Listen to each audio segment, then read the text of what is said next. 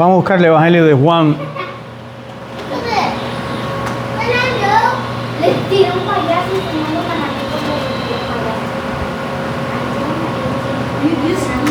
Capítulo 1, el Evangelio de Juan, capítulo 1, versículo 16.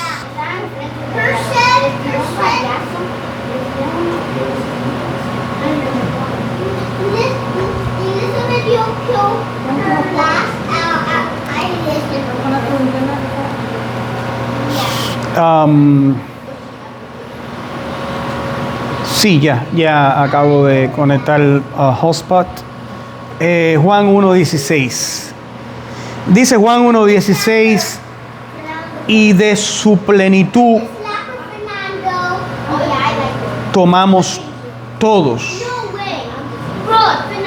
y gracia sobre gracia. Vamos a leer también el versículo, desde el versículo 12 o el 11. A los suyos vino, y los suyos no le recibieron. Mas a todos los que le recibieron, a los que creen en su nombre, les dio potestad de ser hechos hijos de Dios. Los hijos de Dios no son engendrados por seres humanos, no de sangre, no de voluntad de varón, de hombre, no de voluntad de carne, son engendrados de Dios. La palabra de Dios, el verbo, más bien la palabra, se hizo carne.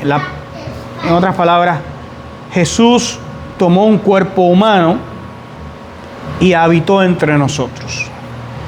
Y vimos su gloria como el único Hijo del Padre, lleno de gracia y de verdad. Juan el Bautista dio testimonio de él, clamando y diciendo: Él es de quien yo decía, el que viene después de mí, es antes de mí, porque era primero que yo. Y ahí viene nuestro versículo, del cual vamos a dar una clase hoy. Así que hoy vamos a hablar de la plenitud de Dios y vamos a hablar de la gracia abundante de Dios. Entonces, si quieren ponerle un título a esta clase: plenitud y gracia abundante. Ese es el título de la clase. Juan 1:16. Plenitud y gracia abundante. ¿Qué está pasando en el Evangelio de Juan, capítulo 1?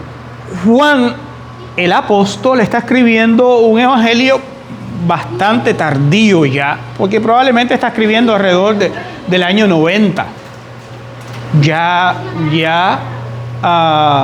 Seguro existen otros evangelios. Ya seguro está Mateo, Marcos, probablemente Lucas.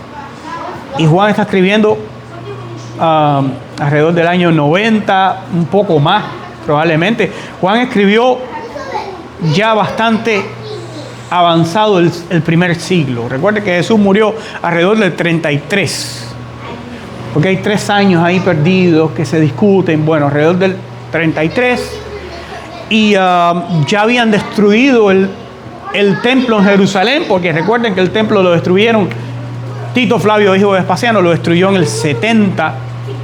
Así que este es un evangelio para los judíos ya expatriados y para los gentiles también. Es un evangelio para todos, más que nada para los judíos, porque recuerden, todas las promesas, todas las enseñanzas, todas las profecías, todas las verdades contenidas en el Antiguo Testamento, el objeto primario de Dios era el pueblo de Israel. Por eso dice el apóstol Pablo que del pueblo de Israel son los patriarcas, y las promesas dadas por Dios son primariamente para ellos. Que nosotros los gentiles fuimos incluidos luego en esa gracia. Porque dice el versículo 12, Jesús vino para todos, pero primero vino para los suyos. ¿Quién es el pueblo de Israel? Versículo 12. Jesús vino para los suyos, pero ¿qué sucedió? Gran parte de los suyos, es decir, del pueblo de Israel, no le recibió, no le aceptó como su Mesías. No creyeron en él y tristemente todavía, hoy en día, pues todavía tampoco hoy le aceptan como su Mesías, todavía no creen en él y todavía están esperando al supuesto Mesías que un día va a venir, el anticristo. Y Jesús dijo, yo vengo en nombre de mi Padre, a mí no me reciben. Cuando otro venga en su propio nombre, a él lo van a recibir, refiriéndose al anticristo. Todavía hoy en día los judíos leen Isaías capítulo 53 y no lo entienden.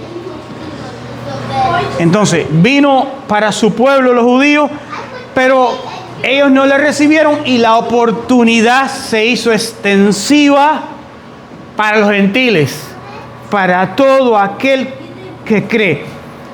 A los suyos vino, los suyos no lo recibieron, mas a todos los que le recibieron, a los que creen en su nombre, les dio potestad de ser hechos hijos de Dios, incluyéndonos a nosotros los gentiles. Versículo 11, a los suyos vino, los suyos no lo recibieron. Y luego el versículo 12 habla de la oportunidad que tuvimos los gentiles. Recuerden que los gentiles estaban incluidos en la promesa dada por Dios a Abraham. En ti serán benditas todas las familias de la tierra. Y eso es apelativo que usa el apóstol Pablo cuando habla de la fe dada a los gentiles, como los judíos son el olivo natural, pero los gentiles son olivo silvestre injertado contra naturaleza, cuando habla en Romanos sobre la fe a los gentiles. Ahora, a la altura del versículo 16, ¿de qué está hablando Juan? Juan está hablando de la plenitud de Dios y de cómo por medio de la persona de Cristo se cumple la manifestación de la plenitud de Dios. Si algún judío leía el Evangelio de Juan, ¿qué entendía? ¿Qué era la plenitud de Dios para un judío? Recuerden que los judíos habían conocido a Dios en el Antiguo Testamento de una forma diferente. Los judíos en el Antiguo Testamento habían conocido a Dios de una forma limitada. Por ejemplo, Dios solamente se manifestaba por medio de su espíritu de forma intermitente. Es decir, el espíritu de Dios venía sobre el profeta, o cuando era ungido sobre el rey, o venía sobre el sacerdote. Por eso tenemos sacerdotes como Asaf escribiendo salmos. Tenemos a Moisés, quien era profeta, trayendo la palabra de Dios. Tenemos aún a David, quien era también rey, pero también profetizaba cuando el Espíritu de Dios venía sobre él, pero el Espíritu venía de forma intermitente.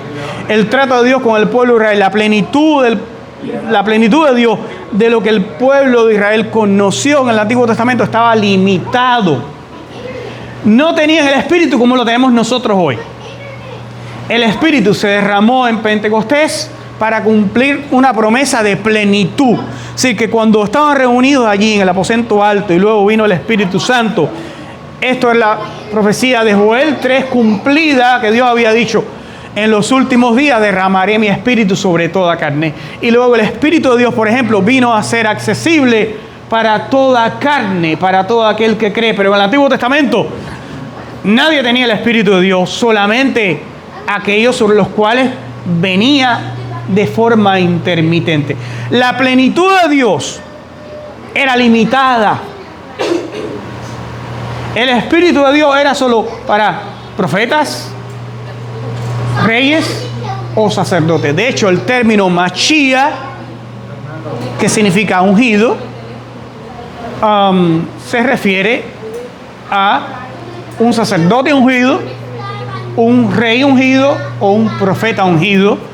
Y de hecho Jesús cumple en su persona los tres ministerios: rey, sacerdote y profeta. Si un judío leía Juan 1:16 y visualizaba, intentaba entender la plenitud de Dios, ¿qué es lo que entendía? Que Para acceder a Dios, ¿cómo tenían que acceder a Dios? Tenían que continuamente venir al templo y ofrecer sacrificios. Sacrificios de ovejas, sacrificios de toros, sacrificios de paloma, sacrificios continuos que en realidad no quitaban el pecado, solamente acallaban la conciencia, porque el sacerdote ponía su mano sobre el sacrificio. Con la imposición de las manos se hacía imputación temporal del pecado, porque esas personas inmediatamente que pecaran otra vez durante la semana, durante el mes, durante el año, tenían que otra vez venir a presentar nuevos sacrificios, volver a ir y comprar animales para que en el día de Yom Kippur se presentaran los sacrificios, y continuamente los sacerdotes intercedían por ellos a través de sacrificios de animales que no podían quitar sus pecados, que solamente apuntaban al día cuando viniera Jesús y Dios cargara en él el pecado de todos nosotros. Entonces entiendan lo siguiente: el pueblo de Israel, el concepto de plenitud para el pueblo de Israel, para un judío, cuando lee el Evangelio de Juan, no es lo que tú y yo entendemos. Para ellos el Espíritu no era algo a lo que ellos podían acceder. El Espíritu Santo, que es parte fundamental en la vida de cada creyente, porque cada creyente, Efesios 1:13, dice que cada creyente cuando creyó fue marcado con el Espíritu Santo. Cada creyente tiene el Espíritu Santo. Un privilegio que en el Antiguo Testamento no lo tenían.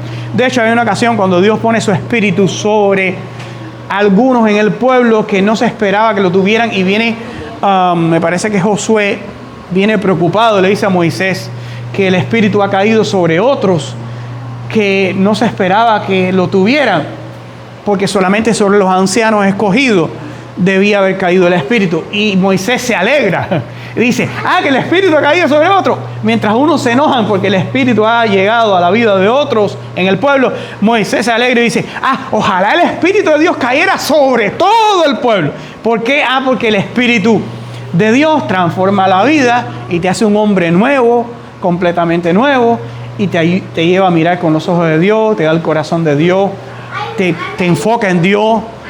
Dios se hace aquello que tú procuras, anhelas y buscas. Entonces Moisés dijo: qué alivio pudiera haber tenido yo si el Espíritu cayera sobre todo el pueblo. Esta tarea mía de llevar a este pueblo a la tierra prometida sería algo ligero y no algo que amenaza con aplastarme. Pero el pueblo no tenía este privilegio. Los creyentes desde el día de Pentecostés tenemos acceso a la plenitud de Dios. El Espíritu de Dios, su persona, con todos sus dones que no han dejado de ser. Porque hay una facción del cristianismo, de teólogos, de maestros, de comentaristas, que consideran que ciertos dones del Espíritu de Dios ya no son accesibles al creyente, como dones de manifestación para hablar lenguas que habilitan al creyente en una comunicación personal y directa con Dios, como milagros, como profecías y otros dones. Dicen: bueno, el Espíritu es el mismo, pero estos dones ya no tenemos acceso a esa plenitud de Dios. ¿Qué nosotros entendemos con el concepto de la plenitud de Dios? El Espíritu de Dios, los oráculos divinos, el acceso al trono, y cada una de estas cosas vamos a ver. ¿Okay? Vamos despacio. Quiero que entiendan cada cosa. Ahora mismo hay muchas iglesias y muchos creyentes que no creen en ciertos dones del Espíritu Santo. ¿Por qué? Bueno, ellos dicen: ya estos dones se acabaron. Ya dones de profecía se acabaron. Dones de manifestación se acabaron. Dones de lenguas se acabaron. El hacer milagros se acabó. Y todos estos dones específicos del Espíritu se acabaron. ¿Cómo entienden ellos? Dicen: bueno, se acabó porque ya vino lo perfecto. Y para ellos lo perfecto es la Biblia terminada, el canon de la Biblia. Ellos dicen: bueno, cuando ya se escribió el último libro que pertenece al canon de la Biblia, esto es lo perfecto y esos dones ya dejaron de existir porque no hay necesidad de ellos. ¿Cuál es la verdad?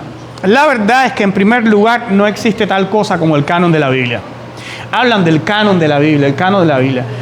No hay tal cosa como el canon de la Biblia. No ha habido en realidad un momento en la historia en que una autoridad bíblica como los apóstoles, por ejemplo, porque no hay ninguna autoridad en la Biblia, excepto la de la persona de Jesús, la de los apóstoles de Jesús o la de los profetas del Antiguo Testamento. No hay ningún otro hombre después de que murió Juan que tenga autoridad divina para decir, este libro está inspirado, este libro no está inspirado. ¿Quiénes pudieron haber hecho eso y no lo hicieron? Los apóstoles. Entiendan ustedes que nosotros no podemos decir, ay, los dones de manifestación del Espíritu que hablan de la plenitud de Dios dejaron de existir. Ciertos dones como dones de profecía, lenguas, manifestación, milagros, etcétera, etcétera, etcétera, ya no existen. Discernimiento de espíritu, ya no existen porque, bueno, llegó lo perfecto y Jesús dijo, de hecho el apóstol Pablo dijo, cuando venga lo perfecto, entonces lo que es en parte se acabará. Y esta es la manera de pensar muy equivocada y muy fuera de la Escritura. Porque en primer lugar les digo que no existe tal cosa como un canon de la Biblia. Canon de la Biblia la palabra canon sencillamente significa vara para medir. ¿Es para medir qué libros están inspirados? No, la Biblia se autocanoniza, ya lo saben. Los apóstoles en ningún momento dado de la historia dijeron, ok, vamos a sentarnos Juan, Pedro, Jacobo, etcétera, etcétera, etcétera. Vamos a sentarnos a ver qué libros están inspirados. No lo hicieron. ¿Por qué? Porque la Biblia se autocanoniza. Nosotros no tenemos autoridad, no hay autoridad dada a través de la historia para confirmar qué libros están inspirados. La propia Biblia es la que canoniza los libros que están inspirados. Por lo tanto, cuando dicen en Corintios, cuando venga lo perfecto, no se le puede atribuir a ningún canon porque no existe un canon de la Biblia. No hubo un momento histórico en que una autoridad divina se sentara y dijera, ok, vamos a evaluar qué libros están inspirados. ¿Y qué posible autoridad divina pudo haber sido esa? Solamente hay 3 autoridades divinas que puedan hacer algo semejante. Los profetas del Antiguo Testamento, Jesús o los apóstoles. Después que murió Juan, ya. La Biblia se autocanoniza. La Biblia nos confirma a lo largo de sus páginas. Asimisma, ella dice qué libros están inspirados. La Iglesia Católica tiene un tanto de libros que creen que están inspirados, escritos a lo largo de la historia después del Nuevo Testamento, y que no son confirmados por el resto de la Escritura. La Iglesia de Etiopía es la que más tiene de libros que piensan que son canónicos y no lo son.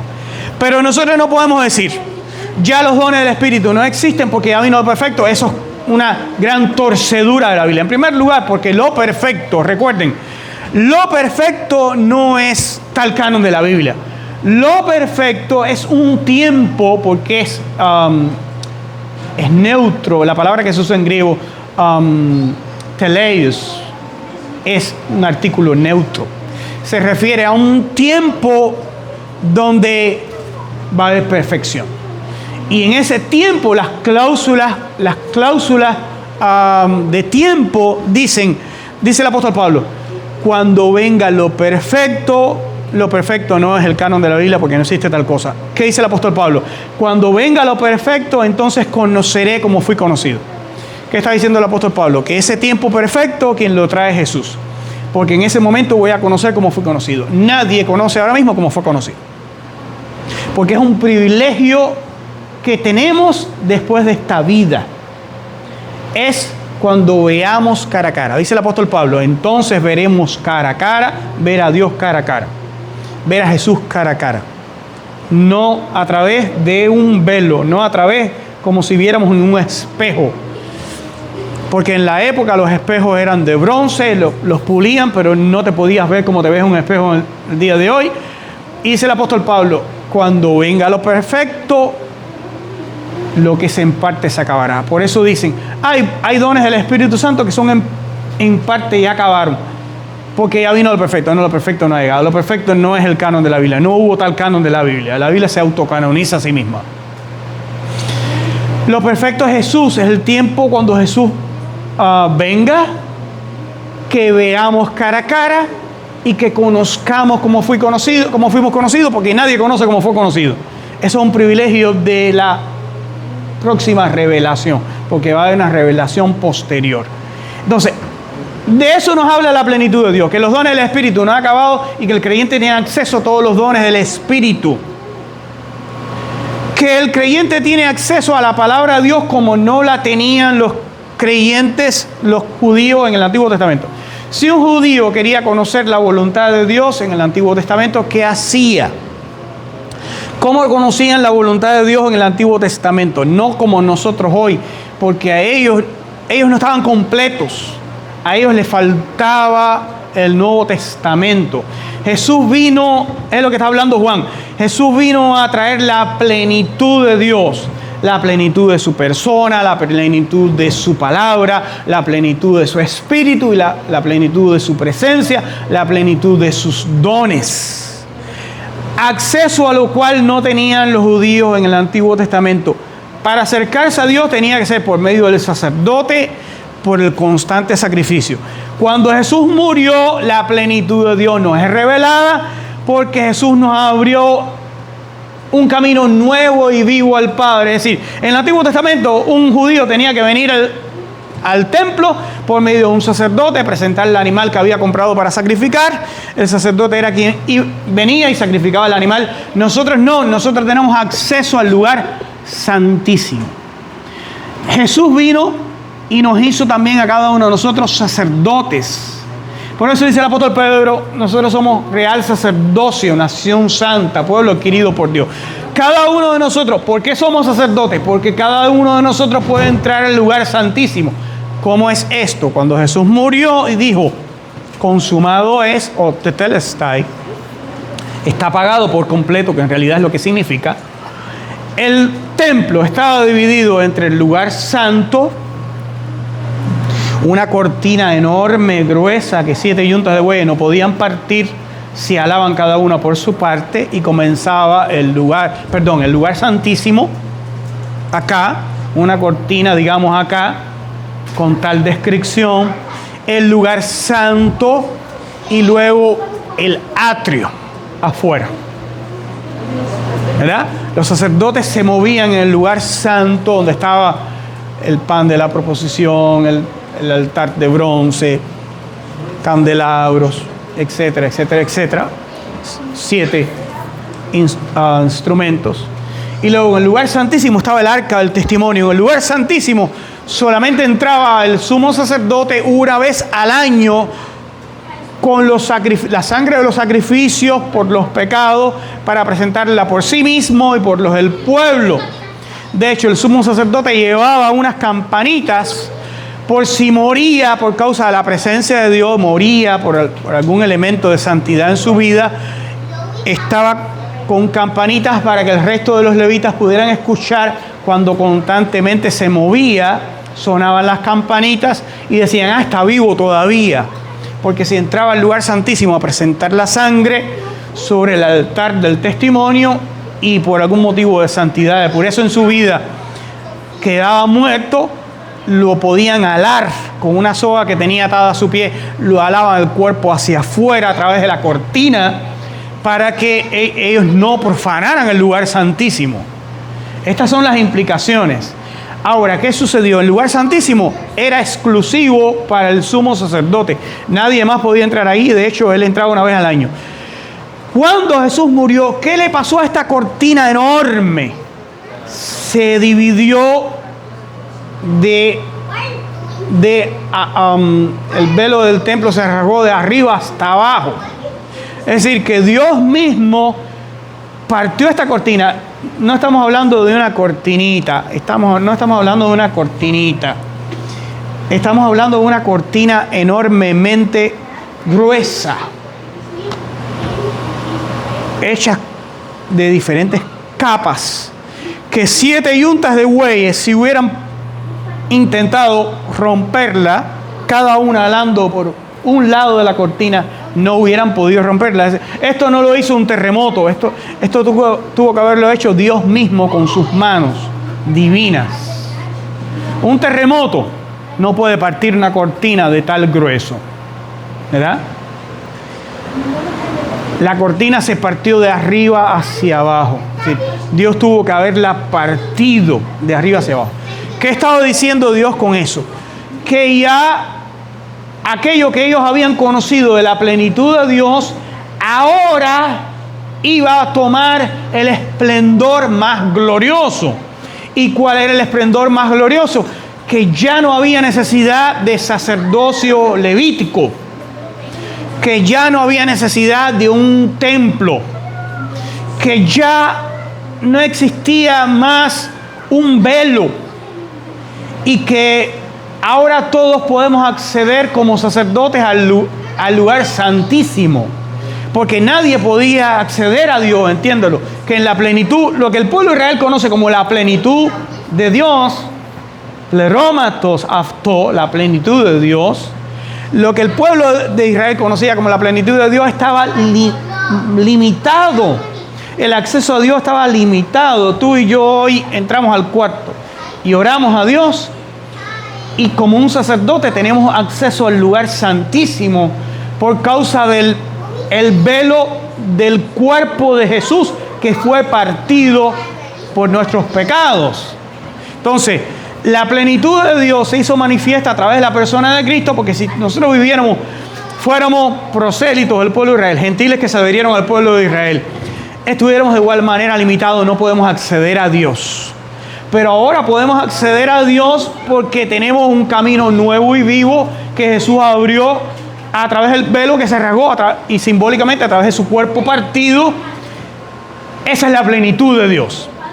La plenitud de acceso a Él.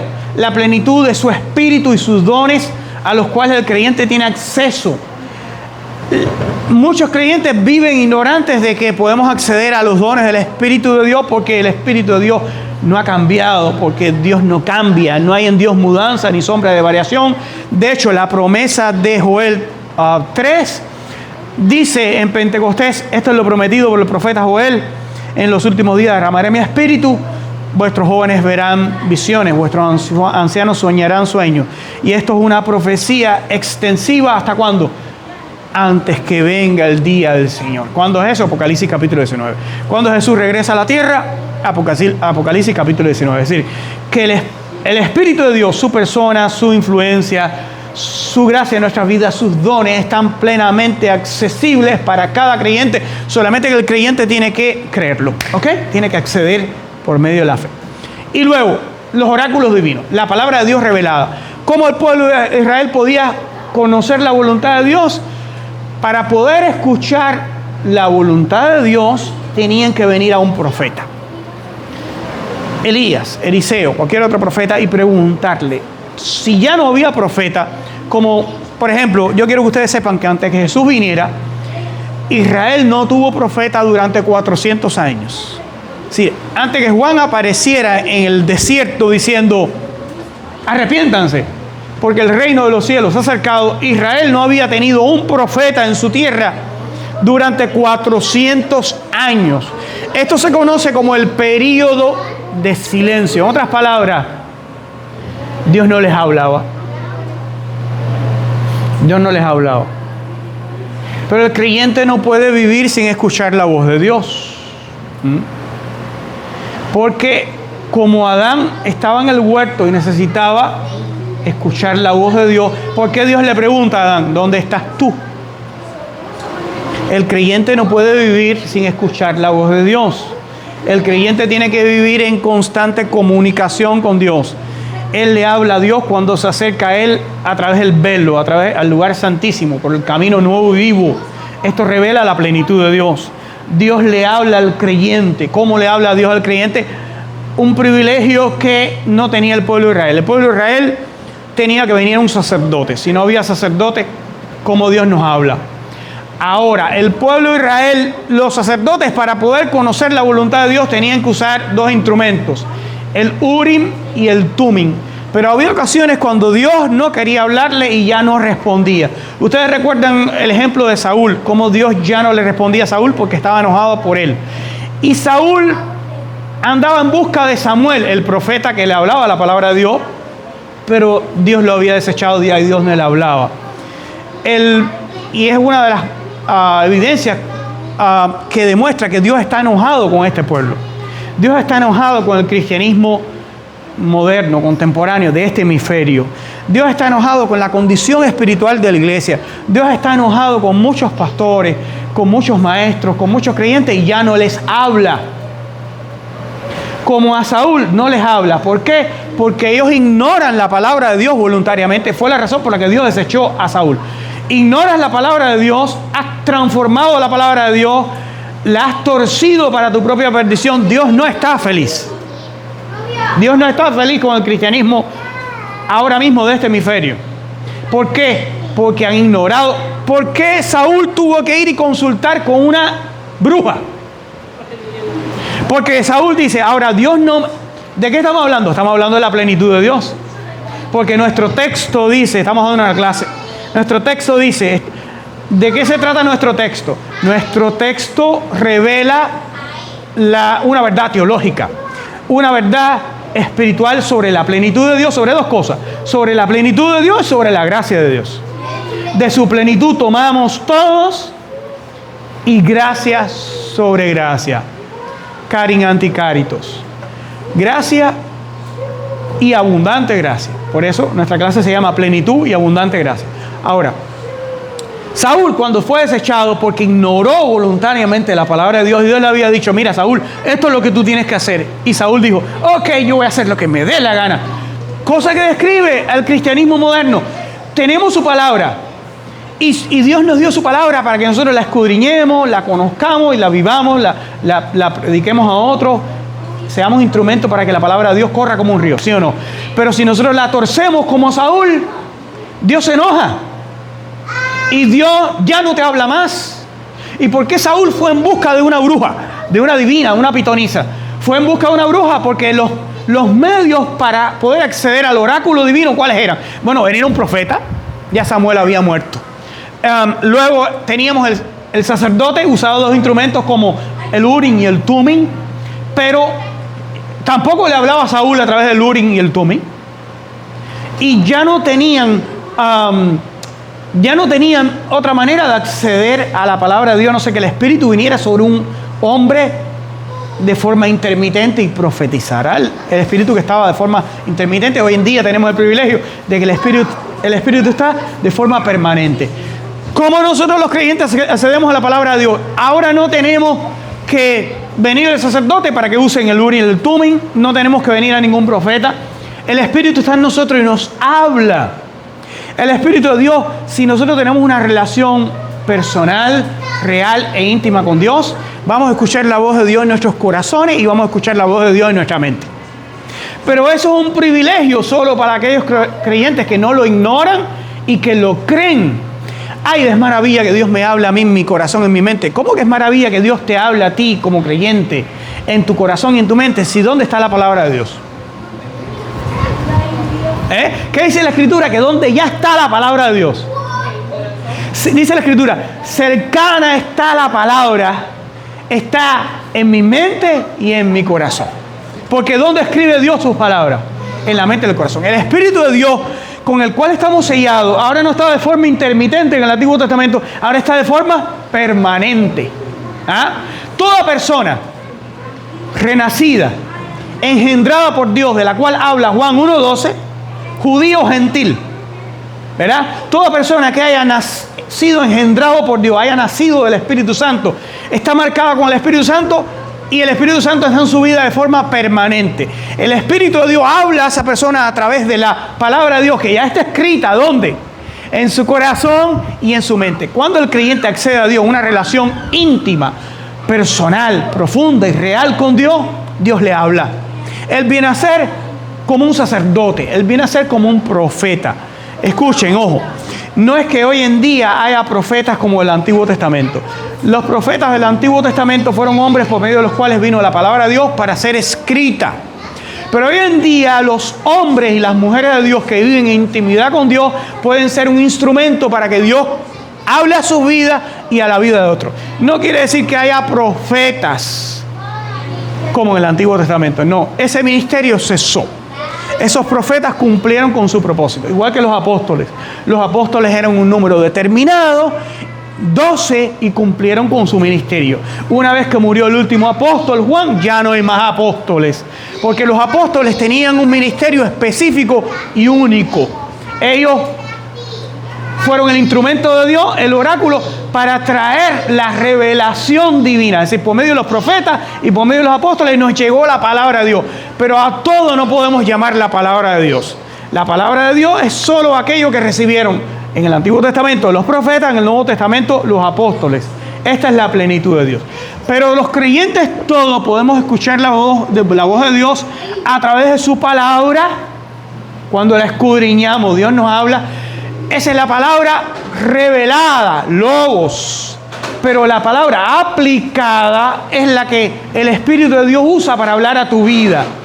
A través de la experiencia de un creyente o a través de la intimidad y comunión con Dios de forma personal. Entonces, ya no necesitamos venir al sacerdote para que tire el umin y el tumim. Ya no necesitamos venir a un profeta. Cada uno de nosotros somos sacerdotes.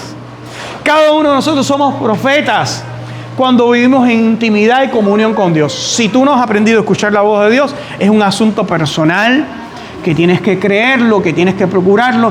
Dios va a hablar a tu vida cuando tú entres a tu cuarto y le digas a Dios, háblame, habla mi vida. Dios te va a hablar.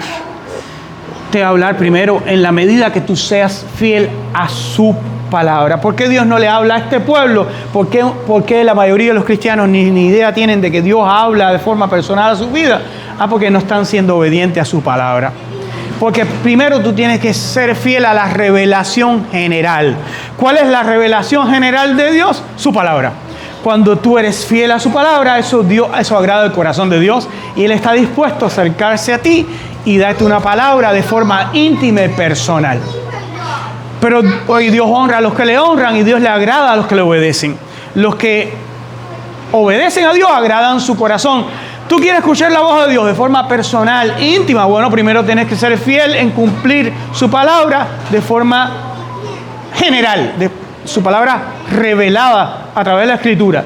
Tú tienes que ser fiel en escudriñarla, en amarla, en vivirla, en sentir celo.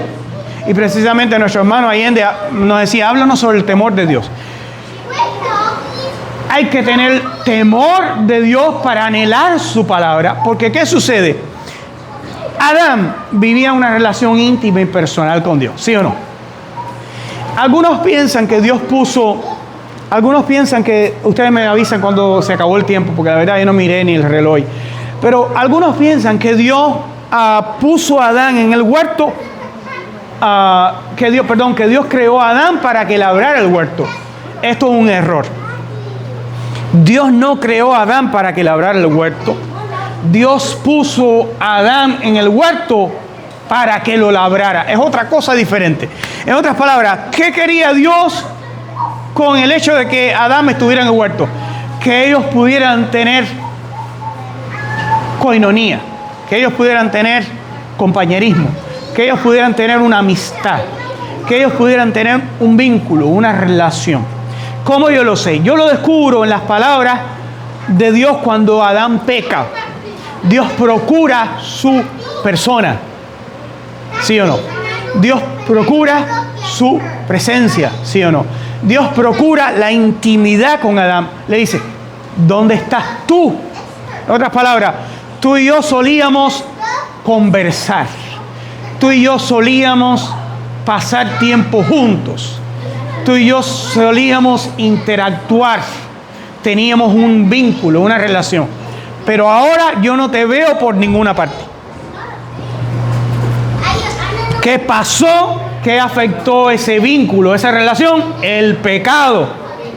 ¿Qué afecta cualquier vínculo, cualquier relación? Tu pecado. ¿Qué afecta a tu matrimonio? Tu pecado o el de ella.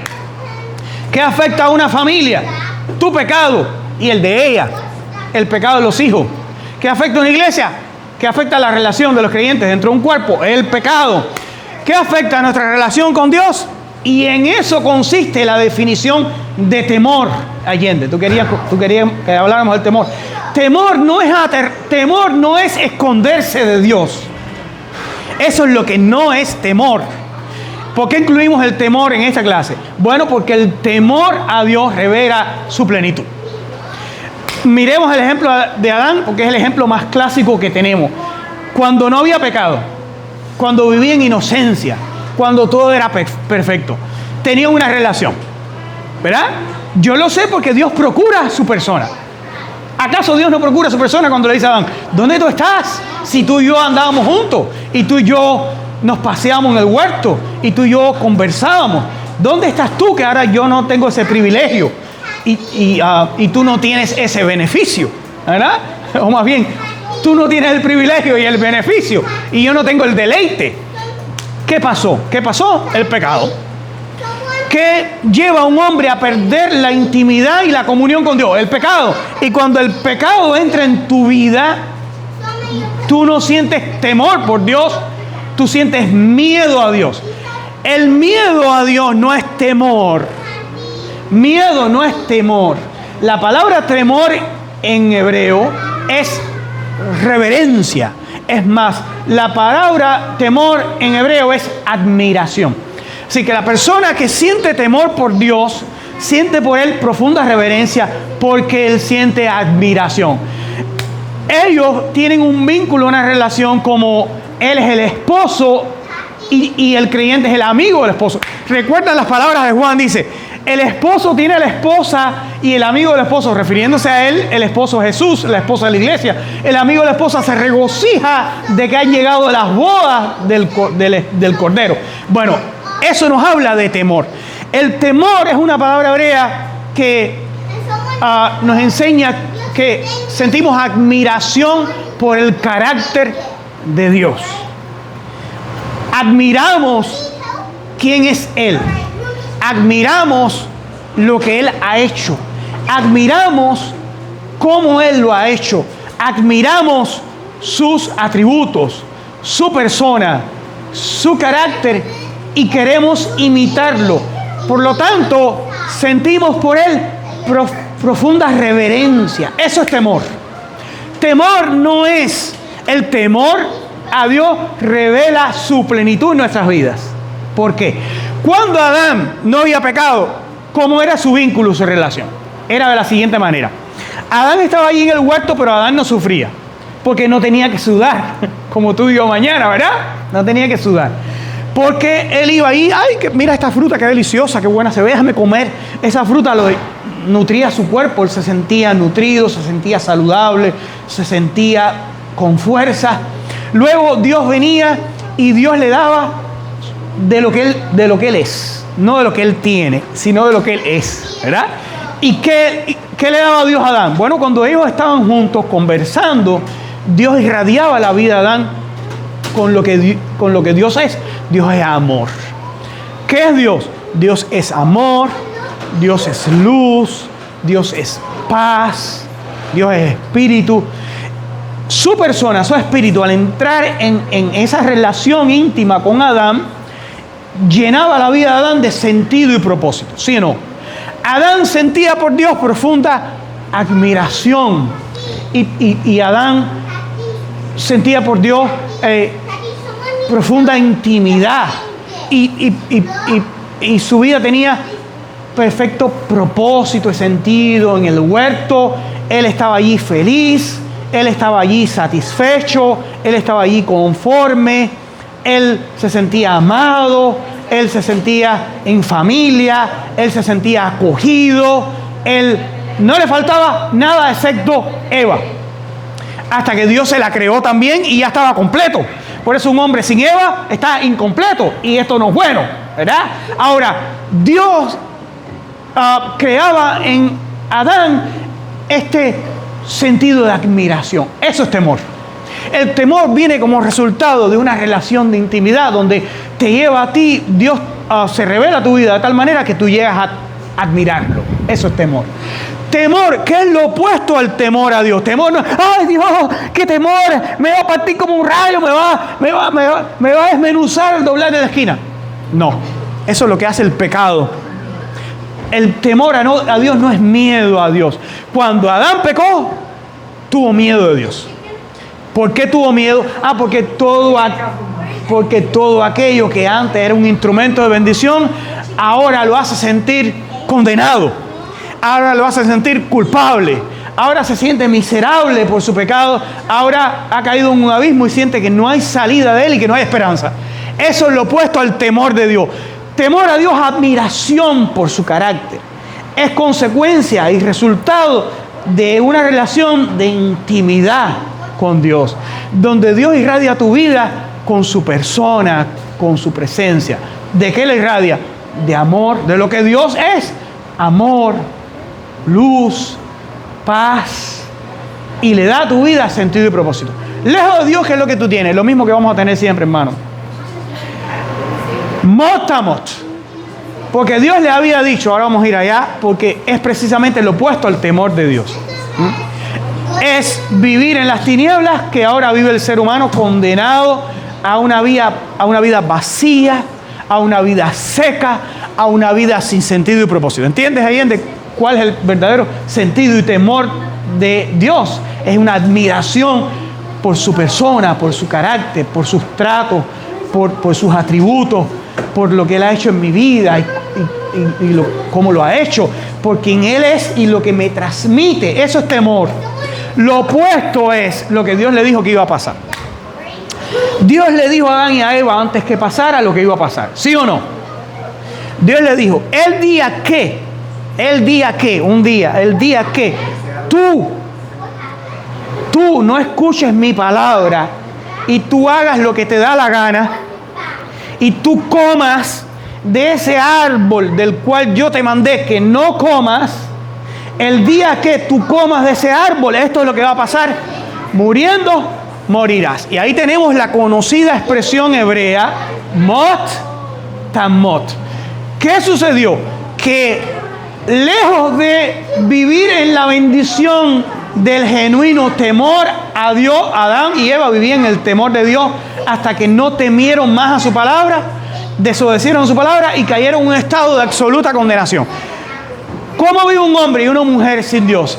Vive muriendo. Esto revela que vive sin la plenitud de Dios. ¿Cómo vive el pueblo de Israel ahora mismo? Muriendo, porque todavía andan en busca de su Mesías. Todavía leen Isaías 53 y no lo entienden. Y es que su Mesías vino hace 2000 años y fue crucificado por nuestros pecados. Y como dice Juan 1:12, a los suyos vino, los suyos no le recibieron. ¿Cómo vive el pueblo de Israel? Muriendo, morirá. ¿Cómo viven los gentiles? Viven muriendo, viven muertos en delitos y pecados. ¿Qué le pasa? ¿Por qué los creyentes experimentamos todavía la lucha con el viejo hombre, la lucha con el corazón engañoso y perverso, un vacío constante que nos produce? ¿Qué nos produce el vacío constante que todavía hay en los corazones? El intento incansable por alcanzar esa felicidad, ese sentido y propósito en nuestra existencia que solamente Dios puede darlo. Porque Adán y Eva, sus vidas tenían sentido y propósito por causa de la intimidad con Dios, la comunión con Dios. Dios le daba a su vida sentido y propósito. Pero este mundo no le puede dar a tu vida sentido y propósito. Ni este mundo, ni las cosas que hay en este mundo. Pero hay otra realidad que tú tienes que enfrentar, es la realidad del pecado que nos asedia, el corazón engañoso y perverso, el cuerpo de muerte en el cual habitamos, que se siente atraído y en la medida que nosotros lo alimentamos mucho más, es una lucha constante por querer ser felices a nuestra manera. Eso, Allende, es lo opuesto a tener temor de Dios. Lo opuesto a tener temor de Dios es esconderte como Adán para llevar tu vida, hacer las cosas como tú crees que son mejor, porque es la manera como tú crees que vas a ser más feliz. ¿Por qué Eva escogió comer del árbol?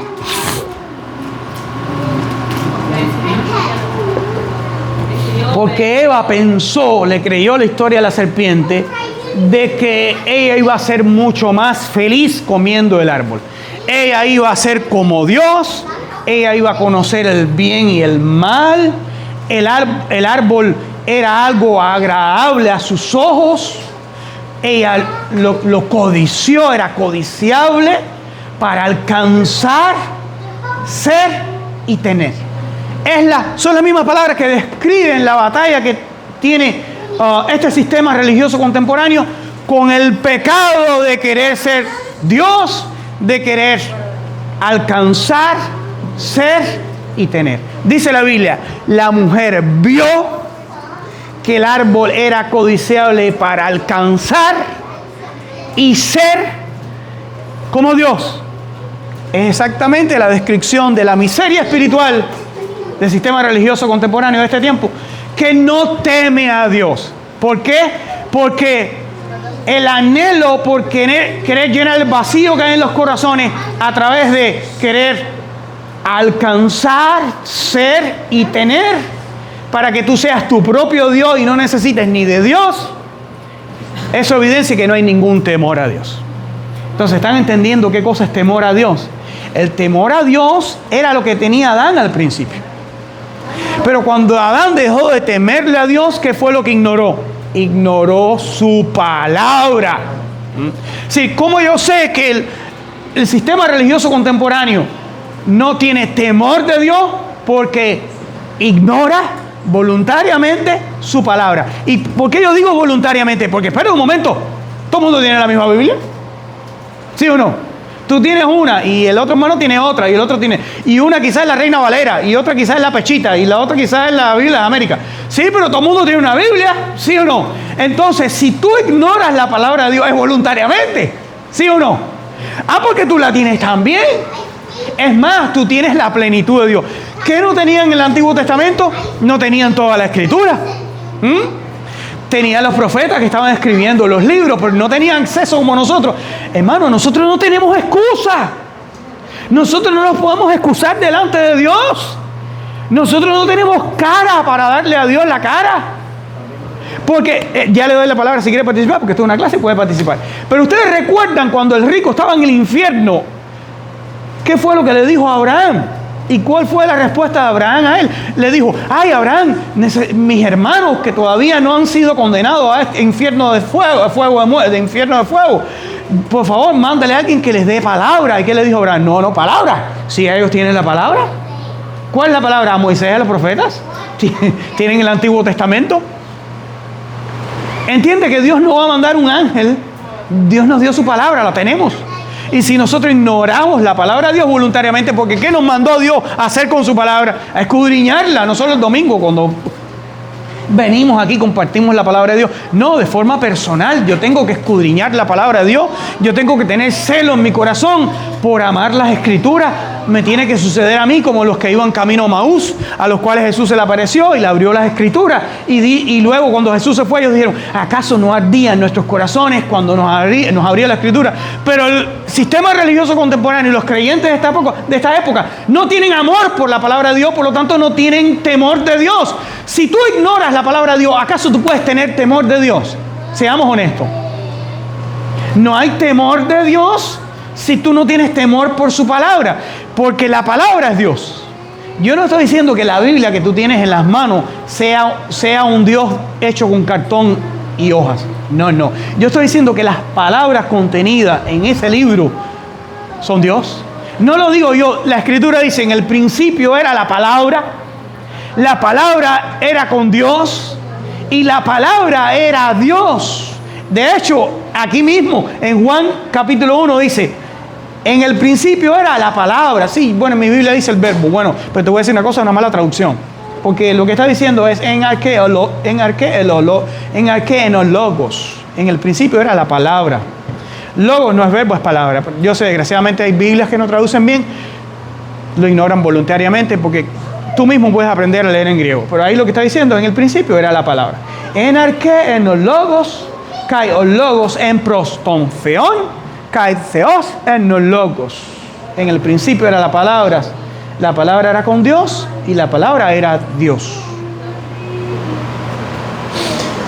Entonces, cuando ignoramos la palabra de Dios, nosotros no tenemos celo por escudriñarla. ¿Qué dijo Jesús a los judíos? Escudriñar las Escrituras, escudriñen las Escrituras de forma personal, en sus casas, de forma íntima. Dediquen tiempo a las Escrituras. Pero ¿acaso estamos dedicando tiempo a las Escrituras? Seamos honestos. No sé qué tiempo me queda, pero ya me está diciendo que... Aquí hay mucho material, va a haber muchas clases con este capítulo 1 de Juan, versículo 16, porque estamos hablando de la plenitud de Dios, llegamos al temor de Dios, pero tenemos la gracia de Dios manifiesta. Carin anticaritos, la gracia abundante de Dios, la gracia plena de Dios, que también vamos a estudiarlo, lo que no tenemos es tiempo. Pero continuamos en la plenitud de Dios. La plenitud de Dios. Cuando tú temes a Dios es porque tú habitas en su plenitud. Esa plenitud en la cual tú estás habitando en tu vida como creyente crea en ti admiración por su persona, por su carácter, por su obra. Eso es temor. Tú admiras a Dios. Es como una persona que está estudiando arquitectura o está estudiando arte o está estudiando cualquier otra cosa, pero él lo estudia no porque quiera hacer dinero, lo estudia porque en realidad lo ama. Esto se llama vocación. Cuando tú haces algo porque te gusta, no por hacer dinero. Cuando tú haces algo por hacer dinero es una profesión. Pero cuando tú haces algo porque lo amas es una vocación que tú tienes. Pensemos a alguien que está estudiando arquitectura, está estudiando economía o cualquier otra cosa porque siente vocación, lo ama, le gusta. Como hay personas que sienten vocación por ser un maestro de niños. Tienen y aman esos niños y están felices cuando están rodeados de niños porque sienten vocación por su profesión, sienten amor y vocación. Imaginen a alguien que está estudiando algo con vocación y él ama lo que está estudiando y hay un maestro que pone especial interés en ese alumno y ese maestro es un maestro consumado, aplicado, con muchas obras admirables y llegado un momento ellos establecen una relación ya más personal porque van y pasaron tiempo juntos, fueron a jugar tenis, un día lo invitaron a su casa, conoció a la familia, compartieron una comida, etcétera, etcétera. Llegó un momento ese alumno que siente por su maestro. Admiración. Ese alumno quisiera un día ser como, eso es temor. Tú admiras a Dios, tú quieres ser como Él, tú quieres reflejar en tu vida su carácter. Eso es temor. Pero lo opuesto es lo que le pasó a Adán, que cuando el pecado entró en su vida, él ignoró la palabra de Dios, escogió creerle a la mujer, porque eso fue lo que pasó, escogió creerle a la mujer en vez de a Dios y se encontró desnudo. Cuando tú no temes a Dios, tú estás en cueros, tú estás desnudo, tú necesitas ser vestido con la justicia de Cristo. ¿De qué fue la exhortación anterior? Eres un pobre, desventurado, ciego y desnudo. Te aconsejo que te vistas con mi justicia, te aconsejo que eches colirio en tus ojos, te aconsejo que compres oro refinado y te hagas verdaderamente rico. ¿Recuerdas la exhortación anterior? Eso es una descripción de alguien que no teme a Dios. ¿Por qué Adán? ¿Cuándo fue que Adán perdió el temor a Dios? Exactamente.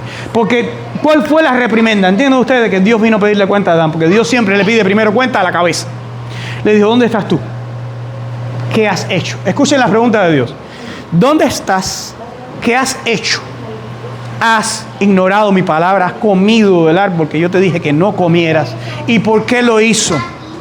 Le dijo Dios, por cuanto tú escogiste escuchar la voz de tu mujer por encima de la mía. Eso es no temer a Dios. Adán perdió el temor a Dios. Perdió la admiración, perdió el vínculo, la conexión con Dios. ¿Y qué pasó? Lo que pasó es que el pecado entró en su corazón. Adán no fue engañado. ¿Quién fue engañada? Eva. Eva sí fue engañada. Eva incurrió en transgresión. Alguien está amable, me mira por favor ahí el video, qué tiempo llevamos, porque yo la verdad lo ignoro. Eva escogió creerle a la serpiente. Y Adán escogió creerle a Eva. Y Dios le dijo, por una hora ya, ay bendito, bueno, tengo que terminar.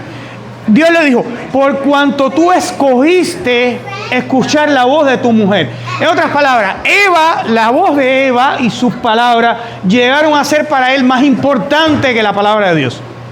Cuando hay algo en tu vida que llega a ser más importante que la palabra de Dios, tú has perdido el temor a Dios. No puede haber en tu vida nada más grandioso, más glorioso y más importante que su palabra. ¿Qué es la palabra de Dios? Es nuestra única regla de fe y práctica. Todo aquello que creemos, que pensamos, que procuramos en la vida, todo aquello a lo cual conformamos nuestra vida, es lo que está descrito en su palabra. Eso es temor a Dios. En otras palabras, tú dices, yo no voy a regir mi vida por lo que dice mi esposa, por lo que dicen mis hijos, por lo que dice mi corazón engañoso y perverso, por lo que este mundo me enseña. Yo voy a regir mi vida por aquello que me es revelado en su palabra. Eso es temor a Dios. Cuando tú vives de esa manera, tú estás mostrando que tú temes a Dios. Y Dios honra a los que le honran. Dios ve cuando tú tienes un genuino deseo por honrar su palabra. Dios le dijo a Adán: tú escogiste creerle a tu esposa antes que a mí. Adán no pecó por ignorancia. Él sabía que Dios le había dicho: no comerás. ¿Por qué lo hizo? Porque Eva llegó a ser para él más importante que Dios. En otras palabras, Eva se volvió para Adán su Dios. Cuando hay algo o alguien en tu vida que es más importante para ti que la palabra de Dios, sea mujer, hijo, sea un sueño, un deseo, sea algo que tienes en la vida, el carro o la casa, la carrera, los hijos, la mujer, lo que fuere. Cuando algo en tu vida habla más alto que Dios, se ha vuelto tu Dios. Cuando tú estás dispuesto a escuchar a cualquier cosa, a cualquier persona, antes que a Dios, tú no estás temiendo a Dios, no estás temiendo su palabra. Eso se ha vuelto tu Dios. Eva se volvió para Adán su Dios. Por eso él escogió escucharla a ella, porque ella llegó a ser en su corazón más importante que la palabra de Dios. Eva ya estaba condenada. ¿Qué fue lo que pasó? Se enamoró de Eva. El enamoramiento es idolatría. Dios no quiere que los maridos se enamoren de sus mujeres. No. La Biblia no dice: maridos, enamórense de sus mujeres. No. La Biblia dice: maridos, amen a sus mujeres. El enamoramiento es una droga. El enamoramiento es idolatría. El enamoramiento lleva a adorar a la persona de la cual estás enamorada. Eso fue lo que le pasó a Adán. Se enamoró de Eva. Y cuando ella comió, ¿qué pensó él? La voy a perder. Porque él sabía lo que le iba a pasar. Dios se lo había dicho, él no era ignorante. Él le dijo: el día que de ese árbol coma, muriendo morirá. Él escogió suicidarse. Él escogió morir. Él escogió comer como ella. Él escogió terminar como ella terminó. En ese momento él pudo haber dicho: no, Eva, lo siento, pero yo no te voy a seguir en tu pecado. Yo sé bien lo que Dios dijo. Tú comiste, lo lamento mucho. Yo voy a venir a Dios y me voy a reportar ante Él para que Dios nos dé una salida. Y si Él lo hubiera hecho, Dios le hubiera creado otra Eva, Dios hubiera hecho algo en su soberanía divina, pero Él hubiera mostrado su temor a Dios, pero no lo tuvo. Entonces, ¿están entendiendo lo que es temor a Dios? Es escoger siempre a Dios, escoger siempre su palabra, no importa el precio que tenga. Porque Jesús dijo: el que ama a madre, o padre, o mujer, o hijos, o aún su propia vida, más que a mí, no es digno de mí. Entonces, eso es temor. Escoger a Jesús por encima de madre, padre, mujer, hijos, aún tu propia vida. Eso es un genuino temor a Dios. ¿Y por qué lo hago? Porque siento una profunda admiración y amor por su persona, por su carácter, por sus obras, su influencia en mi vida, por quien Él es y lo que ha hecho en mí, y por el vínculo, la relación que nosotros tenemos. Ahora, la clase no puede continuar porque ya yo llevo 1 hora, pero esta clase sí se va a extender porque hay mucho material aquí y hay mucho contenido. Solamente hemos tocado la plenitud de Dios. La plenitud de Dios revela que en su plenitud el temor a Dios resalta. Cuando alguien teme a Dios, habita en la plenitud de su presencia, de intimidad, de comunión. Cuando alguien teme a Dios, tiembla ante su palabra, porque Él quiere que su palabra sea una realidad en su vida. Él quiere escudriñar y conocer. Su corazón arde como el de los discípulos camino a Maús cuando las escrituras le son abiertas. Y eso es lo que tristemente no hay en estos tiempos, en este sistema religioso contemporáneo. No conoce la plenitud de Dios, y como no hay plenitud de Dios en su vida, mucho menos resulta en temor genuino y verdadero, sino en un pueblo que está como Adán, escondido, se tapó el pecado con hojas de higuera. Eso lo vamos a ver en la próxima clase. Que se tapan el pecado con hojas de higuera. No se puede tratar así con el pecado. Vamos a ver en la próxima clase, si Dios quiere, qué significa taparse la desnudez con hojas de higuera. Y Dios dijo, eso no sirve, Adán, eso no te va a resolver tu situación. Hay que sacrificar. Génesis 3:15, hay que vestirte con pieles del sacrificio. Bueno, vamos a terminar porque ya hemos agotado el tiempo. Continuaremos en la próxima clase, si Dios quiere, hablando de la plenitud de Dios. Recuerda nuestro texto, de su plenitud tomamos todos gracia sobre gracia. Kai ek to pleromatos afto emeis pantes elavomen. Todo hemos abrazado a esa plenitud. Es elavomen. Kai karin anticaritos. Vamos a orar. Te damos gracias por tu palabra, como tu Espíritu nos revela, nos enseña tu plenitud, el temor que surge a consecuencia de esa realidad.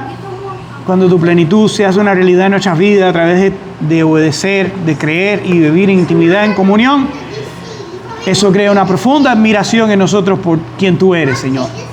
Continúa esta obra en nosotros. Ten misericordia, Padre bueno, de un cristianismo nominal, un cristianismo idólatra, un cristianismo perdido, que no conoce el temor de Dios, que no habita en tu plenitud. Y danos mayor gracia, Señor, carin anticaritos, para nosotros temerte, para nosotros conocerte, para nosotros admirarte. Todas estas cosas hacemos y rogamos en el precioso y glorioso nombre de Jesús. Amén.